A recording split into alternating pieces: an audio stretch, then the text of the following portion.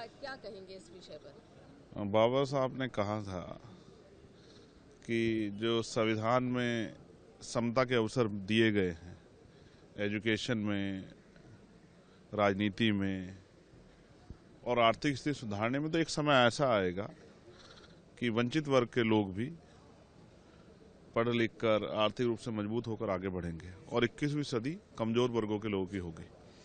तो आज जब आपने कहा कि बहुत सारी पार्टियों ने जय भीम के नारे लगाए, तो दिल में बड़ी खुशी हुई कि जय भीम के नारे लगने चाहिए।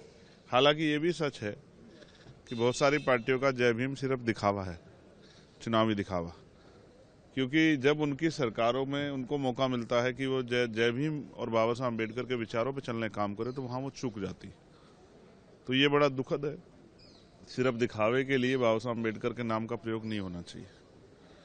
एक बड़ी चिंता जो है, कल से जो राज्यसभा में होम मिनिस्टर ने जो बयान दिया है, हालांकि उनका जो बयान था वो पूरे रूप से वो कांग्रेस पे एक हमला था, लेकिन जिस तरह के शब्दों का प्रयोग उन्होंने किया उससे एक बड़ा आक्रोश जो है हक वंचित समाज में है, उनमें गहरी चिंता है।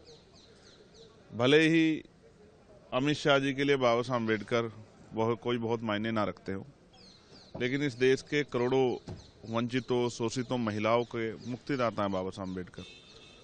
और जहां तक मैं समझता हूं, उन्होंने जो कार्य किए हैं उनका योगदान भुलाया नहीं जा सकता। किसी को मजबूरी में और किसी को जरूरत में बाबा साहब अम्बेडकर का नाम लेना ही पड़ता है।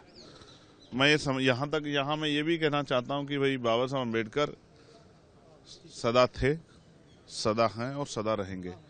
लेकिन अमित शाह जी और प्राइम मिनिस्टर को शायद ये आभास नहीं है कि आज वो अगर गृह मंत्री हैं या प्रधानमंत्री हैं तो वो भगवान की देन नहीं है, बाबा साहब अम्बेडकर के संविधान की देन है। आज वो अगर गृह मंत्री या प्राइम मिनिस्टर हैं तो बाबा साहब के संविधान की वजह से हैं।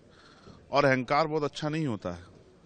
जैसे मैंने आपसे कहा कि ना सदा कांग्रेस सत्ता में रही और ना सदा भाजपा सत्ता में रहेगी। एक समय आएगा कि इसी देश के लोग इस भारतीय जनता पार्टी की सरकार को उखाड़ कर फेंक देंगे। तो मैं स्पष्ट रूप से कहना चाहता हूं कि इस तरह का बयान अम्बेडकरवादी तो किसी भी कीमत पर बर्दाश्त नहीं करेंगे। पूरे देश में अम्बेडकरवादियों में इस बात को लेकर गुस्सा है और मैं स्पष्ट तौर पर कहना चाहता हूं कि ये बयान जो है शर्मनाक है।